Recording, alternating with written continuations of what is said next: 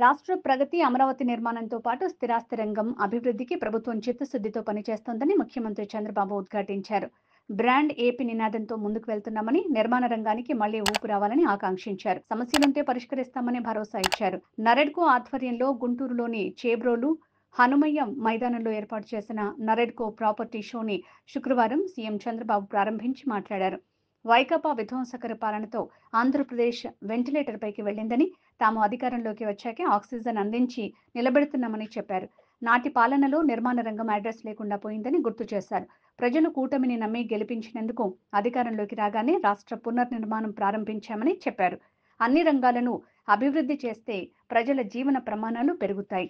అమరావతి అభివృద్ధి జరిగి ఉంటే ఈ ప్రాంతం ఇప్పటికే నిలదొక్కుని ఉండేదని చెప్పారు.